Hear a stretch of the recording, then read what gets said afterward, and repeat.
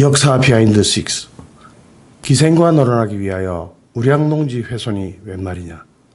여러분은 이 도로가 언제쯤 만들어진 것 같습니까? 힌트를 하나 드리죠. 이 도로 이름은 아피아가도입니다. 그래도 모르시겠습니까? 그러면 힌트를 하나 더 드리죠. 이 도로는 이탈리아에 있는 아피아가도입니다. 그래도 모르시겠다면 힌트를 하나 더 드리죠. 이 아피아가도는 길이가 500km입니다.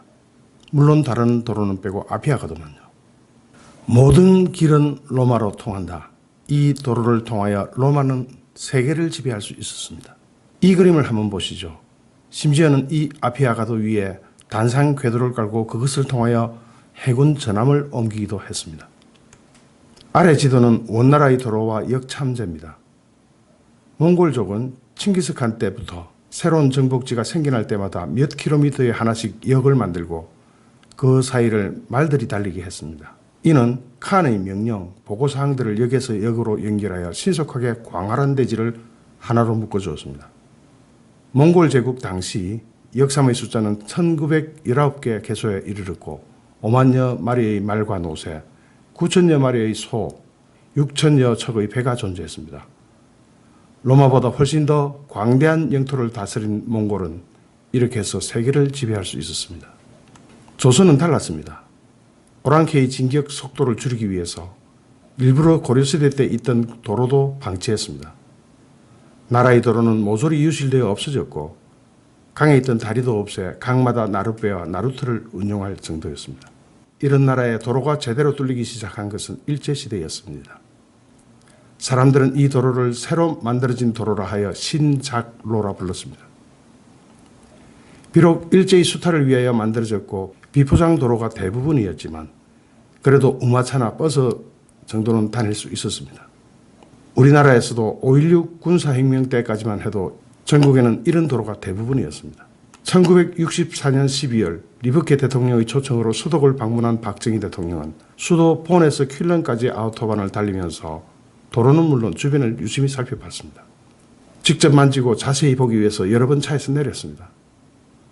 사람도 혈관이 튼튼해야 하듯 국가도 도로가 튼튼해야 한다. 박정희는 아우토반을 달리면서 조국 대한민국의 열악한 도로 사정을 생각했습니다. 박정희 대통령은 세계에서 순위 끝에서 두 번째로 가난했던 대한민국에서 고속도로를 꿈꿨습니다. 아래 그림은 누가 그린 것 같습니까? 바로 박정희 대통령이 그린 그림입니다. 이렇게 박정희는 틈날 때마다 꿈을 꾸었습니다. 서독에서 돌아와 2년 동안 극소수의 측근에게만 이 꿈을 이야기하면서 계속 자료를 모으고 공부했습니다. 1967년 대선, 박정희로서는 재선 운동 기간 중에 그는 경부 고속도로 건설을 공약으로 내걸며 고속도로 건설 의지를 공개적으로 증명했습니다. 윤도선을 꺾고 재선에 성공한 박정희는 곧바로 고속도로 건설을 추진했습니다. 그러나 당시 야당과 대다수 지식인 및 언론, 심지어는 여당 일각에서도 거센 반대와 반발이 쏟아졌습니다.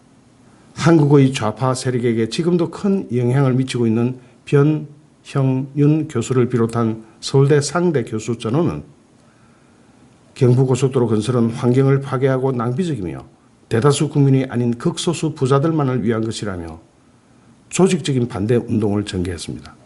변 교수는 고속도로를 만들면 부자들이 기생과 첩들을 싣고 유람 다니는 도로에 불과할 것이라고까지 혹평을 퍼부었습니다. 김영삼과 김대중은 아예 불도저 앞에 들어누우면서 반대했습니다. 야당 지도자 김영삼과 김대중은 아예 불도저 앞에 들어누우면서 반대했습니다. 김대중은 머리보다 다리가 크고 양팔과 오른쪽 다리가 말라버린 기형아 같은 건설이라며 고속도로를 만들어봐야 달릴 차가 없다. 독일 아우토반인 줄 아나. 고속도로를 만들어봐야 외제차를 타고 다니는 부여층을 위한 호화시설이 될 뿐이라고 비난했습니다. 미국은 물론 미국의 영향권에 있는 세계은행 IBRD도 고속도로의 건설의 타당성을 부정하고 나섰습니다. 한국의 경제 수준에 비해 아직 시기상조이고 민생 부분 등 더 시급한 부분이 많다는 것이었습니다. 당시 경제나 국방 등 미국에 전적으로 의존하고 있던 한국 정부가 이런 상황에서 미국의 판단을 외면하고 재원 확보 대책도 없이 밀고 나간다는 것은 경제뿐만 아니라 정치적으로도 엄청난 모험 요소를 안고 있었습니다. 하지만 그때는 영웅의 시대였습니다. 박정희에 걸맞는 영웅이 있었습니다. 민간인 야전 사령관 정주영. 정주영은 경부고속도로 건설 기간 동안 거의 잠을 자지 않았다고 합니다. 나중에 회고록을 통하여 정주영은 이렇게 말했습니다.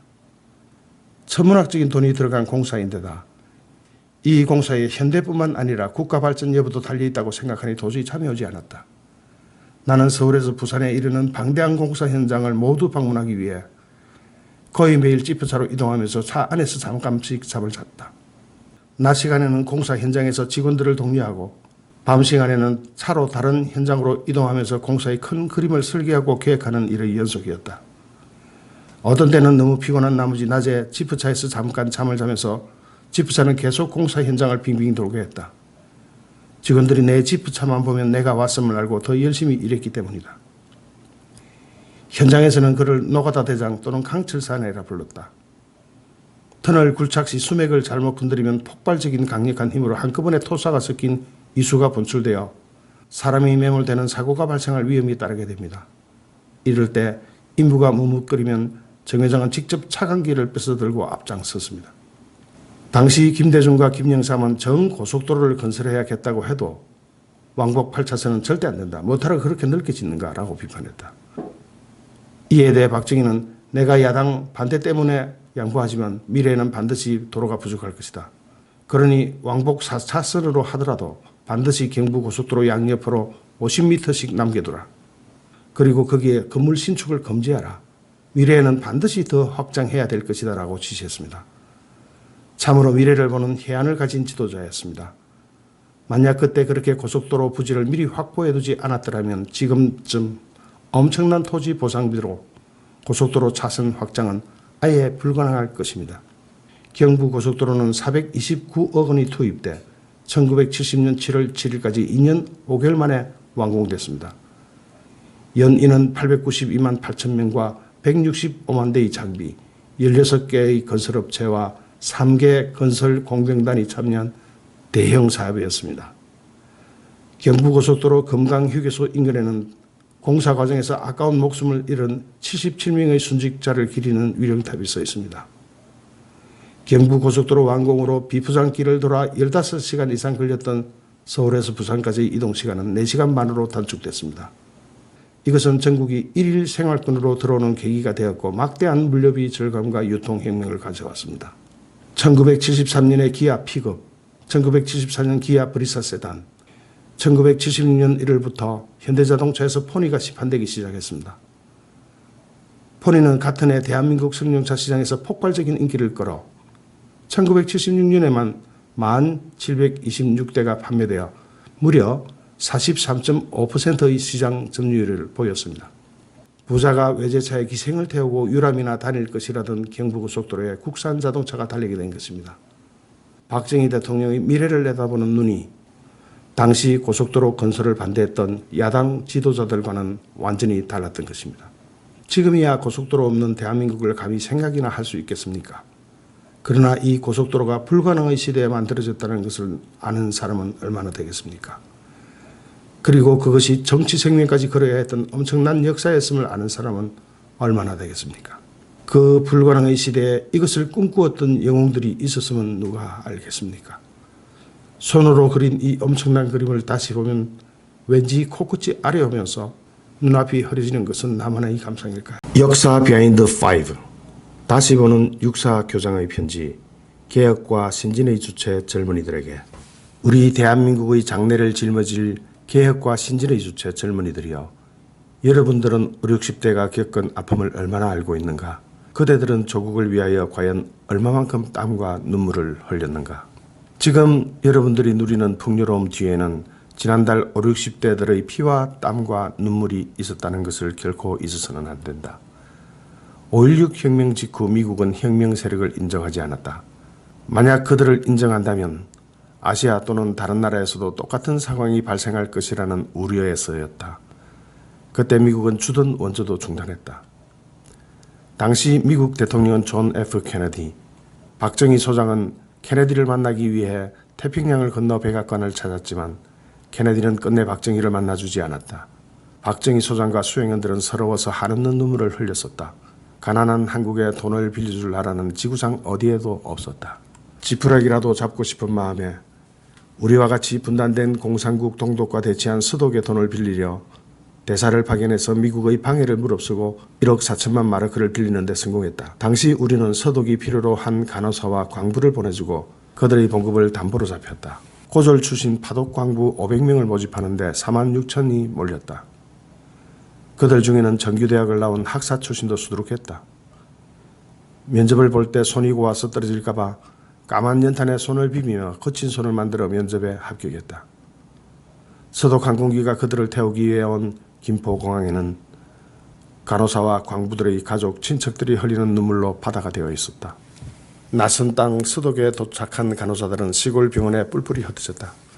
말도 통하지 않는 여자 간호사들에게 처음 맡겨진 일은 병들어 죽은 사람의 시신을 닦는 일이었다. 어린 간호사들은 울면서 거즈에 알코올을 묻혀 딱딱하게 굳어버린 시체를 이리저리 굴리며 닦았다. 하루 종일 닦고 또 닦았다. 남자 광부들은 지하 1000m 이상의 깊은 땅속에서 그 뜨거운 지혈을 받으며 열심히 일했다. 하루 8시간 일하는 서독 사람에 비해 10몇 시간을 그 깊은 지하에서 석탄 캐는 광부 일을 했다. 서독 방송 신문들은 대단한 민족이라며 가난한 한국에서 온 여자 간호사와 남자 광부들에게 찬사를 보냈다. 세상에 어쩌면 저렇게 억척스럽게 일할 수 있을까 해서 붙여진 별명이 코리안 엔젤이라고 불리었다. 몇 년 뒤 서독 리버케 대통령의 초대로 박 대통령이 방문하게 되었다.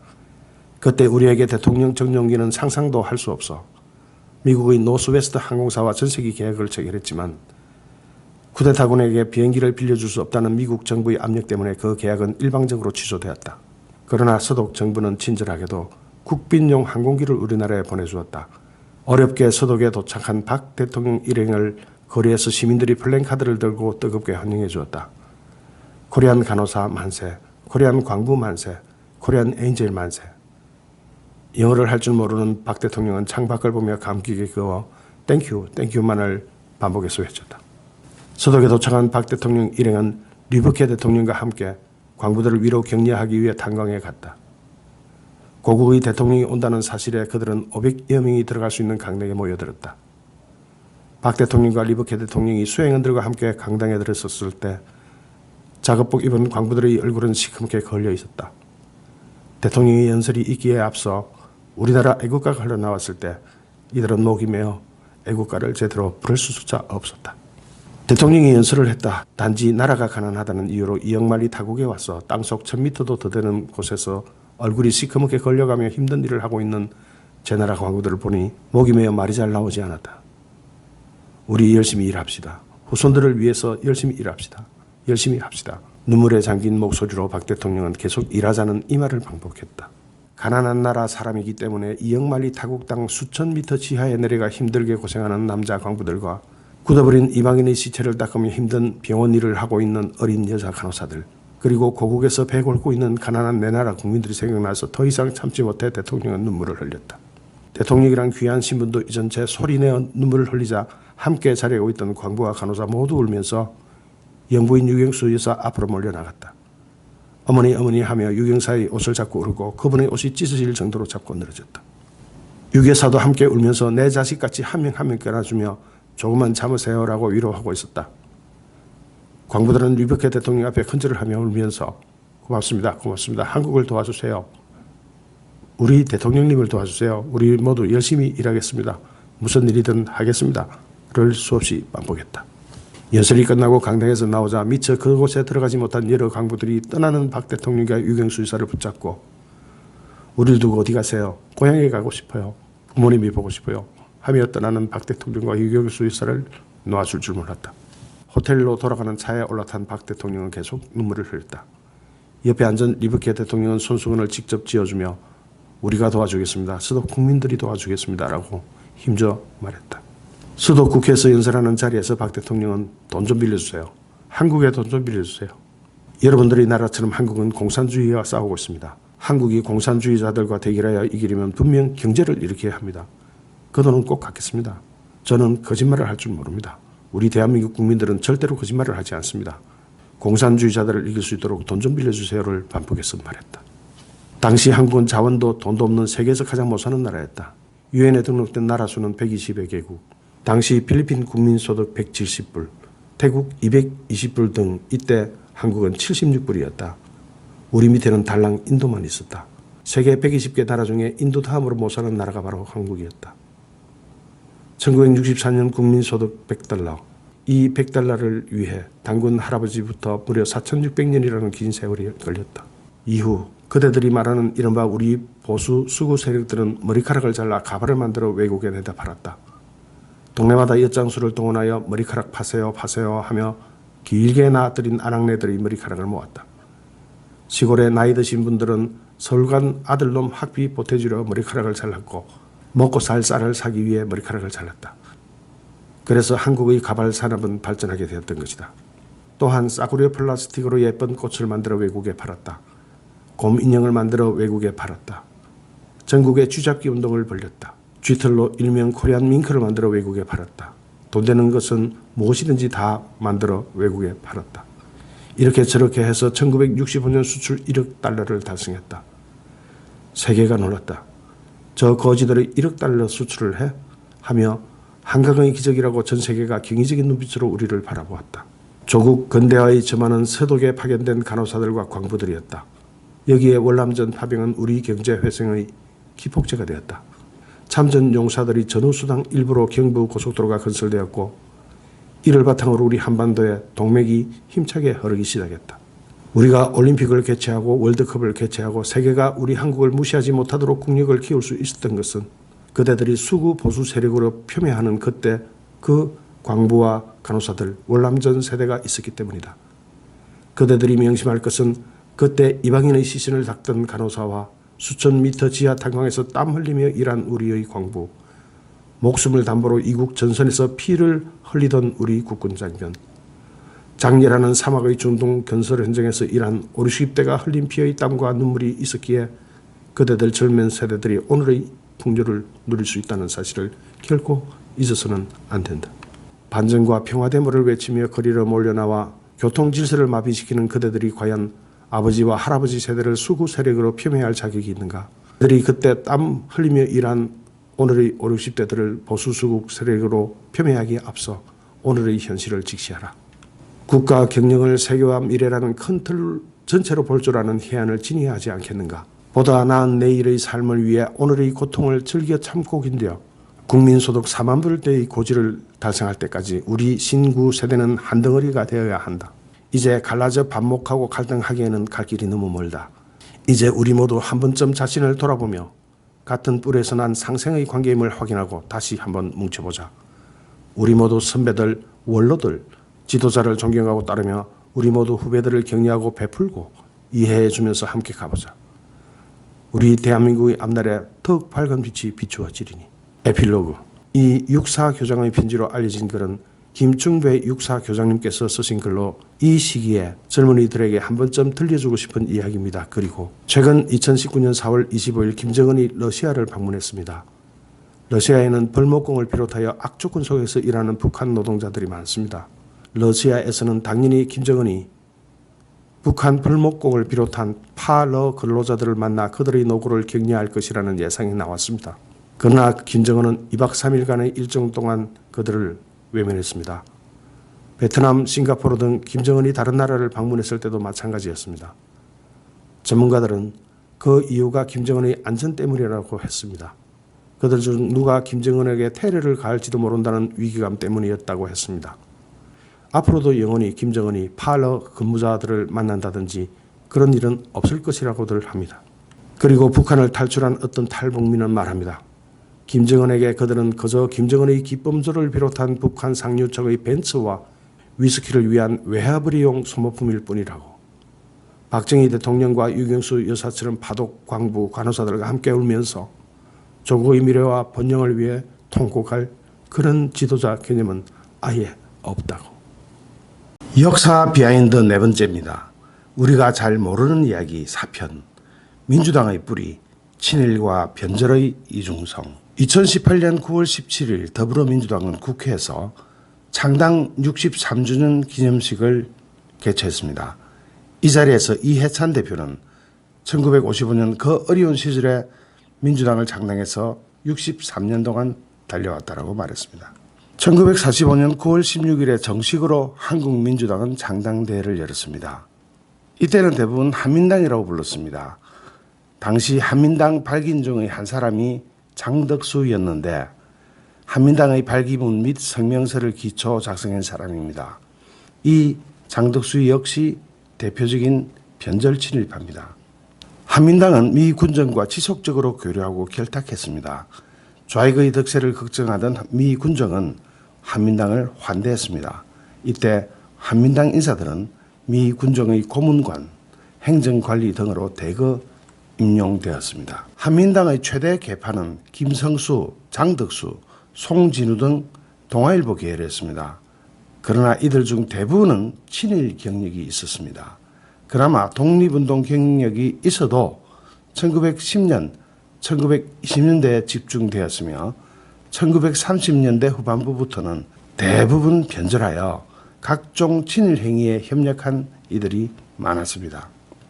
때문에 당시 한민당은 일반 대중뿐만 아니라 미 군정에서조차도 친일파 정당이라고 인식할 정도였습니다. 실제로 이 때문에 국민으로부터의 지지 기반이 상당히 약했습니다. 한민당은 지주, 친일 자본가들이 주축이었기 때문에 시민들은 당연히 곱게 볼 수가 없는 인물이었습니다. 이들은 주로 국내 독립운동 세력 건준이라고 있었습니다. 건국준비위원회.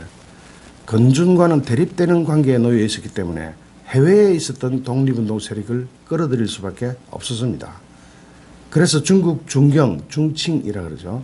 중칭에 있던 대한민국 임시정부만을 정식 정부로 홍보하고 기타 정부를 자칭하는 단체를 배격했습니다. 한민당은 국민대회 준비회의를 조직하고 이승만, 서재필, 김구, 이시영, 문창범, 권동진, 오세창 등 임정 간부와 항일 독립운동가들을 영수로 초대했습니다. 미 군정에 임시정부 인사들이 조기 귀환을 여러 차례 요청하기도 했습니다. 왜냐하면 이때 해외파들이 들어오지 않으면 해외의 임시정부 인사들이 들어오지 않으면 이 한민당은 친일 지주 정당으로 낙인 찍혀서 몰락할 위기에 처해 있었기 때문입니다. 한민당은 중국의 임시정부를 이용해서 취약한 자신들의 정통성을 보완하고 독립운동가들의 이름을 빌려 세력을 결집하려고 했습니다. 친일파들이 살아남는 전략이 대개 이러했습니다. 끝없는 변신. 한민당은 자신들의 광범위한 국내 기반을 이용하면 김구, 이승만 등을 바지 사장으로 만들고 새나라의 실권을 장악할 수 있다고 생각했습니다. 해외에 있었던 독립운동 세력들도 국내 지지도가 비교적 낮았고 엄연히 대한민국 임시정부라는 독립운동의 대표기관이 존재함에도 건국준비위원회가 자신들과 대등한 위치를 요구하는 것을 마뜩찮게 여겨서 추대를 받아들이고 한민당과 협력했습니다. 친일파들의 살 길이 열려버린 겁니다. 한민당은 임시정부 인사들이 귀환하자 환영 성명을 통해 임시정부 세력을 중심으로 한 정치 세력 개편을 주문했습니다. 이 사람들이 친일 잔당이라는 것을 눈치챈 이승만이 자신의 추종 세력인 독립축성 중앙협의회를 중심으로 한 우익 통합을 주장했습니다. 그러자 한민당은 거꾸로 임시정부 중심의 통합을 옹호하기도 했습니다. 1948년 2월 6일 UN 소총회에서 한반도의 가능지역 내의 선거 실시에 관한 권한을 UN 한국위원단에 부여하는 결의의 채택에 따라 5월 1일부터 5월 10일 이내의 가능지역인 남한에서 총선거를 실시한다는 선언문을 발표함으로써 재헌국회의원의 기틀이 마련되었습니다. 대한민국의 정부 수립을 위하여 유엔의 결의를 얻어 3분의 2의 인구가 거주하고 또 선거가 가능한 남한 지역에서 우선 총선거가 실시되었습니다. 의원 정수 200명을 선출하는 재헌국회의원 선거에는 948명이 입후보해서 평균 경쟁률은 4.7대 1이었습니다. 모두 48개의 정당 사회단체가 선거에 참석했습니다. 선거 결과 무소속이 85석, 대한독립촉성국민회의가 55석, 한국민주당이 29석, 대동청년단이 12석, 조선민족청년당이 6석, 대한독립촉성농민총연맹이 2석, 대한노동총연맹이 1석, 그리고 기타 단체가 10석을 차지했습니다. 졸지에 무소속을 제외하고는 제2의 거대 정당이 된 한민당은 이승만 초대 대통령을 상대로 사안에 따라 협력하는 관계가 되었습니다. 1948년 5월 31일 재헌국회가 개막된 뒤 국회에서 선출된 헌법기초위원과 전문위원들이 초안한 헌법안이 국회 본회의에서 통과됐습니다. 동시에 정부 조직법이 통과되면서 같은 달 20일에 제1대 대통령, 부통령 선거를 실시했는데 이 선거가 대한민국 최초의 대통령 선거였습니다. 선거 방식은 국회의원, 재적의원 3분의 2 이상 출석과 출석의원 3분의 2 이상 득표를 얻어야 당선되는 거였습니다. 국회에 의한 간접선거였죠. 후보는 이승만, 김구, 안재홍 등 3명이 출마했습니다. 선거 결과는 국회 재적의원 198명 중 197명이 출석해서 이승만이 180표, 김구 13표, 안재홍 2표를 얻었으며 기권이 2표였습니다. 이로써 이승만은 압도적인 표차로 대한민국의 초대 대통령이 됩니다. 헌법 제정 당시 이승만은 대통령 중심제를 주장했고 한민당이 이를 수락하는 대신 이승만 대통령의 김선수 총리 그리고 내각의 절반 이상은 한민당이 가져가는 것으로 이승만과 합의했습니다. 하지만 당시 친일파라면 치를 떨던 이승만은 대통령이 되자 친일 잔당이나 다름없는 한민당의 요구를 냉정하게 거절해버렸습니다. 이승만 초대 대통령은 대한민국 초대 내각에 한민당 계열로는 딱 한 명만 배정했습니다. 나머지는 모조리 독립운동가들로 채워버렸습니다. 한민당은 격분했습니다. 거기다가 이승만은 친일파들로 이루어진 한민당의 재정적 기반이던 친일 지주 계급을 한방에 박살내버릴 실전 병기를 꺼내들었으니 그것이 바로 오늘의 대한민국을 있게 한 농지개혁이었습니다. 당시 대한민국 초대 대통령 이승만 정권이 임명한 초대 내각 명단을 한번 보겠습니다. 이시영 부통령, 상해 임시정부 내무총장, 이범석 국방장관, 광복군 참모장, 이윤영 무임수 장관, 국내에서 항일운동을 하시던 분이고 이청천 다 아시죠? 광복군 총사령관, 장택상 천구구락부 사건으로 항일운동 하던 사람이고 윤치영 흥업구락부 사건으로 항일운동을 하시던 분입니다. 이인 한글학계 사건으로 옥고를 치르기도 했습니다. 김도연 28 독립사건, 임영신 독립운동가고 교육가였죠. 이렇게 모조리 항일 독립투사들로 채워버리니까 한민당이 졸도할 지경이 되어버렸습니다. 이승만 대통령의 초대 내각은 북한과도 완전히 달랐습니다. 이승만 대통령이 독립운동가 일색으로 초대 내각을 꾸린 반면에 북한의 김일성 초대 내각은 친일파 일색이었습니다. 한번 보겠습니다. 김영주 북한 부주석, 김일성 동생이죠. 일제강점기 때 헌병 보조원하던 사람입니다. 장흥건 임시인민위원회 사법부장이었는 일제강점기 시절에 중추원 참의를 했던 사람입니다. 강양옥 인민위원회 상임위원장 일제시대 때 도인을 하던 사람입니다. 정국원 문화선전성 부부장 아사히신문 서울지국 기자였습니다. 일본의 나팔수, 일본의 입이었습니다. 김정재 보위성 부장 일제강점기에 양주 군수하던 사람입니다. 조일영 문화선전성 부상 친일단체 대화수 출신입니다. 학도병 지원 유세를 주도했습니다. 홍명희 북한 부수상 일제강점기 때 임전대책협의회에 가입해서 활동한 경력이 있고요. 이활 북한 초대 공군 사령관인데 일제강점기 일본군 나고야 항공학교 정예병 출신입니다. 김달삼 이 사람은 김달삼은 유명한 게 다 아시죠? 조선노동당 제주 4.3 사건 주동자 이 사람 일제시절에 일본군 소위하던 사람입니다.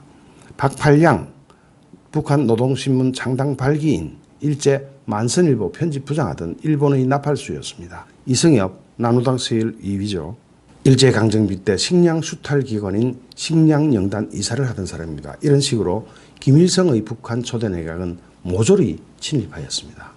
참 잘못 알려진 역사입니다. 사실 김일성이 친일파 숙청을 했다는 것은 친일파 청산을 했다는 것은 지주계급을 청산한 겁니다. 토지개혁을 하기 위해서 지주들이 반발이 있을까 봐 지주들을 모조리 친일파로 몰아서 숙청한 것을 친일파 숙청이라고 하는 것이지 초대 내각에는 전부 친일파들만 썼습니다. 이것이 역사입니다. 2대 국회에서 친일 지주 정당이었던 한민당의 세력이 약화되자 이승만은 대통령 권한 강화를 시도했고 한민당은 이에 맞서 의원 내각제 안을 제시했습니다. 이 대립 속에서 이승만은 자유당을 결성하고 발췌 개헌을 강행하면서 한민당과의 연을 사실상 끊었고, 이에 친일 잔당 한민당은 지금의 민주당이 창립 63주년이라고 하는 현재의 민주당을 결성하게 되었습니다. 이것이 오늘 더불어민주당의 전신입니다. 민주당 국회의원 중 홍영표 원내대표의 조부는 이완용급 매국노였고 친일파였습니다. 중추원 참의까지 지냈습니다. 신기남 의장의 부친 신상묵은 일본명 시게미스 군이어로 일제 헌병 부사관 중에 가장 높은 계급인 조장에 올랐는데, 일제시대 조선인 출신으로 일본군 헌병에서 이 직급을 얻은 유일한 사람이었습니다. 피해자들에 따르면 신상묵은 조직의 배후를 대라며 무궁당 사건으로 체포된 항일 독립운동가들을 수십일 동안 혹독한 고문을 가하는 등 일본에 충성하던 사람이 바로 신기남의 부친이었습니다. 정동영 의원의 부친은 일제시대 조선 수탈의 대명사인 조선식상은행 계열인 금융조합 서기로 조선인의 피를 빨았으며, 이미경 의원의 부친은 이봉건 씨로 일본 헌병 출신이며, 김희선 의원의 아버지는 만주 유하경찰서 특무간부로 독립군을 탄압했음에도 오히려 독립군 손자로 위장해가지고 민주당 국회의원까지 됐고, 정동채 의원의 아버지는 일본 헌병 오장이었고, 유시민의 아버지는 일본의 괴뢰국인 만주국의 훈도였고, 유시민의 백부는 일본국 면장이었습니다. 조기숙 의원의 아버지는 조선총독부 기관지 기자로 근무했으며, 문재인의 아버지는 일제시대 때 흥남 농업계장으로 친일 공무원이었고, 박원순의 아버지 박길보는 일본 보국대로 7년이나 근무했습니다. 반면에 그들에게 지금의 야당 출신 의원으로 친일파 조상의 경력을 가진 사람을 대라고 하면 박정희 대통령과 김무성 의원의 아버지 외에 뚜렷한 인물을 대지 못합니다. 박정희 대통령은 단 한 번도 자신이 만조국 장교 시절을 부인한 사실이 없습니다. 민주당 의원들처럼 막 부인하다가 나중에 들통나고 이러지 않았습니다. 반면에 친일 지주 계급이 중심이 된 한민당의 후에 민주당은 거꾸로 집요하게, 지금도 집요하게 한국당에게 친일파 프레임을 씌웁니다. 그들에게는 그런 공격으로 재미를 본 기억이 있기 때문입니다.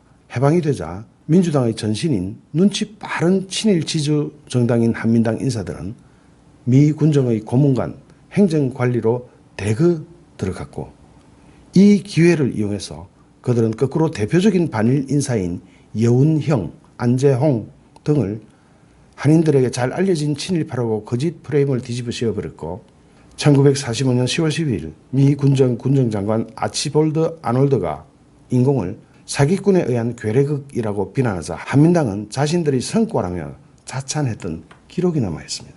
이렇게 자신들의 허물을 상대방에게 프레임을 만들어 뒤집어 씌워버리는 경력을 그들은 가지고 있습니다.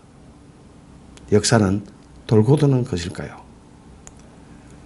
지금도 인터넷에서는 마치 야당인 한국당이 친일파인 것처럼 호도하고 있습니다. 그러나 정작 진짜 친일파의 후예, 그리고 지금도 가장 친일파가 많은 정당, 그 뿌리 자체가 친일파인 정당, 그 정당은 민주당입니다.